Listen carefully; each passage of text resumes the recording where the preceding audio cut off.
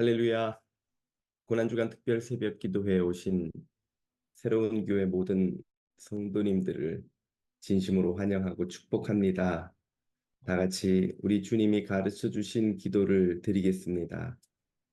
하늘에 계신 우리 아버지, 아버지의 이름을 거룩하게 하시며 아버지의 나라가 오게 하시며 아버지의 뜻이 하늘에서와 같이 땅에서도 이루어지게 하소서. 오늘 우리에게 일용할 양식을 주시고 우리가 우리에게 잘못한 사람을 용서하여 준 것 같이 우리 죄를 용서하여 주시고 우리를 시험에 빠지지 않게 하시고 악에서 구하소서. 나라와 권능과 영광이 영원히 아버지의 것입니다. 선하신 아버지 하나님, 우리 주님께서 고난을 당하시고 십자가를 지신 이 고난 주간에 특별 새벽 기도회로 주님 앞에 나올 수 있게 해주시니 감사합니다. 마음과 몸과 뜻과 정성을 다하여 우리의 생각을 주님께로 향하고 주님의 고난에 동참하며 주님과 동행하는 이 한 주가 되게 하옵소서. 예수님 이름으로 기도드립니다. 아멘. 이 시간 우리에게 주시는 하나님의 말씀은 마가복음 14장 32절에서 42절까지입니다. 그들이 겟세마네라 하는 곳에 이르매 예수께서 제자들에게 이르시되 내가 기도할 동안에 너희는 여기 앉아 있으라 하시고 베드로와 야고보와 요한을 데리고 가실새 심히 놀라시며 슬퍼하사 말씀하시되 내 마음이 심히 고민하여 죽게 되었으니 너희는 여기 머물러 깨어 있으라. 조금 나아가사 땅에 엎드려 될 수 있는 대로 이때가 자기에게서 지나가기를 구하여 이르시되 아빠, 아버지여, 아버지께는 모든 것이 가능하오니 이 잔을 내게서 옮기시옵소서. 그러나 나의 원대로 마시옵고 아버지의 원대로 하옵소서. 돌아오사 제자들이 자는 것을 보시고 베드로에게 말씀하시되 시몬아, 자느냐? 내가 한 시간도 깨어 있을 수 없더냐? 시험에 들지 않게 깨어 있어 기도하라. 마음에는 원이로되 육신이 약하도다. 다시 나아가 동일한 말씀으로 기도하시고 다시 오사 보신즉 그들이 자니 이는 그들의 눈이 심히 피곤함이라. 그들이 예수께 무엇으로 대답할 줄을 알지 못하더라. 세 번째 오사 그들에게 이르시되 이제는 자고 쉬라. 그만 되었다. 때가 왔도다. 보라, 인자가 죄인의 손에 팔리느니라. 일어나라, 함께 가자. 보라, 나를 파는 자가 가까이 왔느니라. 아멘. 예수님의 겟세마네 동산에서의 기도를 함께 읽었습니다. 예수님은 목요일 저녁 예루살렘에서 마가의 다락방에서 성만찬을 마치셨고 기드론 골짜기를 지나 겟세마네 동산에 이르러 기도하셨습니다. 십자가를 지시기 위한 마지막 준비였습니다. 이때 예수님의 마음은 심히 놀라시며 슬퍼하시고 또 심히 고민하여 죽게 되었다고 본문은 묘사합니다. 얼마나 마음이 힘드셨는지 제자들에게 기도의 지원을 부탁하지 않으면 안 될 정도였습니다. 그만큼 예수님 앞에 놓인 십자가의 짐은 무겁고 두려운 것이었습니다. 예수님은 십자가를 지지 않을 수만 있다면, 그렇게 해도 되는 길이 있다면 그렇게 하게 해달라는 간절한 기도를 3번이나 드리셨습니다. 그러나 결국 예수님은 당신 자신을 굴복시켜 하나님의 뜻에 온전히 순종하십니다. 왜 그렇게 하셨습니까? 왜 그 두려운 십자가를 기꺼이 지기로 하신 건가요? 바로 죄인들을 향한 당신의 사랑 때문입니다. 죄인을 긍휼히 여기고 그 십자가의 희생 없이는 그들을 구원할 수 없음을 너무 잘 아셨기 때문입니다. 예수님의 그 사랑이 바로 저와 여러분, 우리를 향한 사랑입니다. 도대체 얼마나 우리를 사랑하시면 그 수치와 고통의 십자가를 대신 지실 수 있을까요? 도대체 얼마나 죄인을 사랑하시면 독생자 유일한 아들을 거저 죽음에 내어 주실 수 있을까요? 도대체 얼마나 사랑하시면 원수된 죄인들을 위해 이런 희생을 치를 수 있단 말입니까? 바로 이것이 우리가 받은 하나님의 사랑입니다. 우리를 향한 아버지의 사랑입니다. 우리는 이런 사랑을 받고 있습니다. 이것은 얼마나 존귀한 대접입니까? 온 세상의 주인께서 이렇게 사랑하는 이라면 얼마나 존귀하게 대접한다는 뜻입니까? 한번 생각해 보십시오. 홈리스에게 사랑받는 여자를 부러워하는 이가 얼마나 되겠습니까? 반면 한 왕국의 왕자에게 사랑받는 여자라면 부러워하지 않는 이가 얼마나 되겠습니까? 우리는 누구에게 사랑을 받습니까?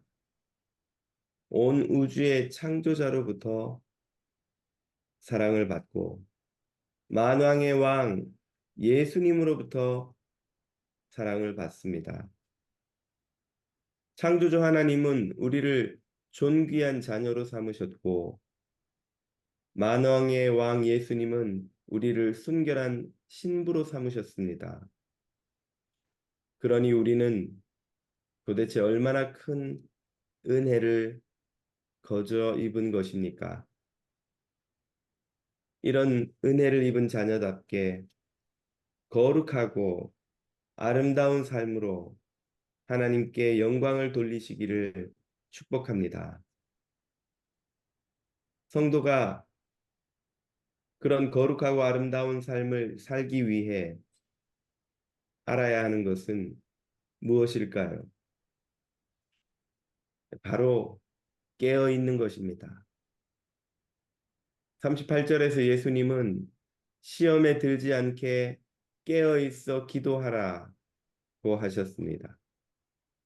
오늘 사랑하는 여러분, 아침에 피곤하시고 또 하루 일정을 생각하면 조금 더 자는 것이 좋을 수도 있지만 깨어서 기도의 자리에 나오신 것이 복인 줄로 믿으시기를 축복합니다.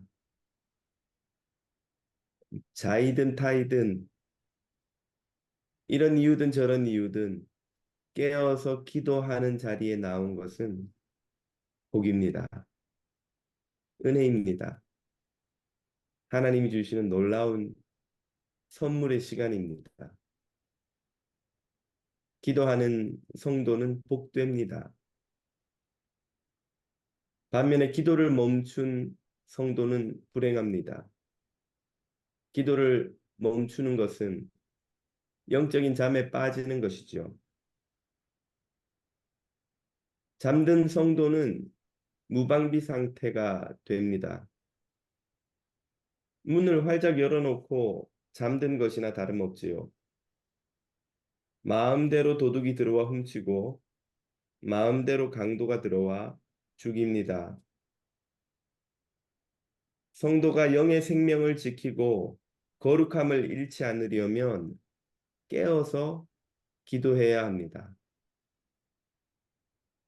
이 특별 새벽 기도회를 통해서 깨어서 주님과 동행하시길 축복합니다.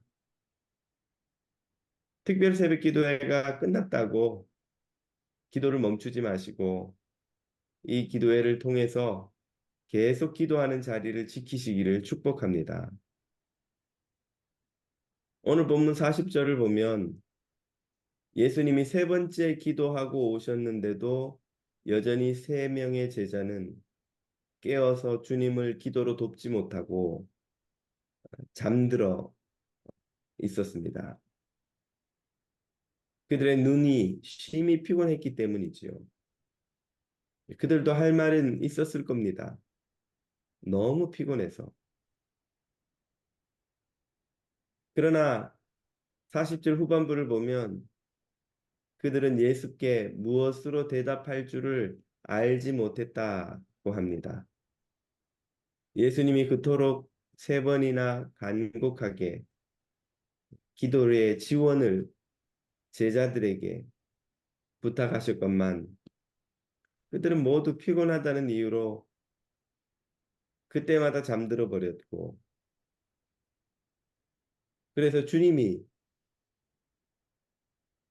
하신 부탁을 들어드리지 못했습니다. 아마 베드로와 요한과 야고보는 후에 제자 공동체를 섬기면서 설교할 때마다 이 일을 후회했을 것입니다.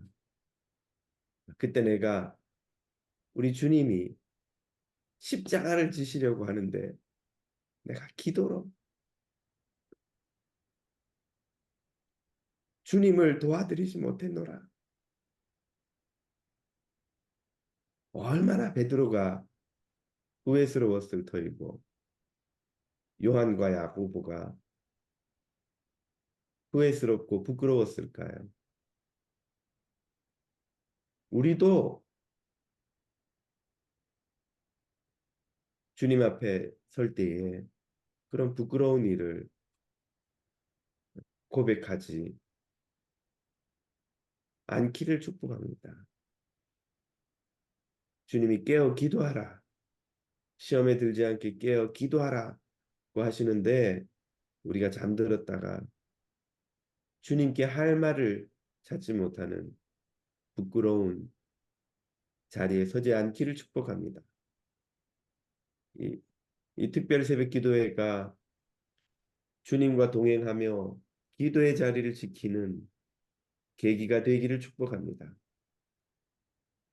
우리 주님과 오늘 이 아침에 깨어서 함께 기도하며 지금 이 순간에도 주님의 나라를 넓혀 가시고자 하시는 거룩한 성령님을 기도로 돕는 성령님께 순종하는 저와 여러분이 다 되시기를 주님 이름으로 축복합니다. 함께 기도드리겠습니다. 오늘 주신 말씀 붙들고 기도합니다. 십자가의 큰 사랑을 베풀어 주신 우리 주님의 부름에 합당하게 깨어 기도하며 주님을 위해 사는 성도가 되게 해달라고 기도드리겠습니다. 주님께서 기도를 명하실 때에 깨어서 기도하고 영적인 잠에 빠져서 주님 앞에 할 말을 찾지 못하는 부끄러운 제자가 되지 않게 해달라고 기도드리겠습니다. 교육부를 위해 기도합니다.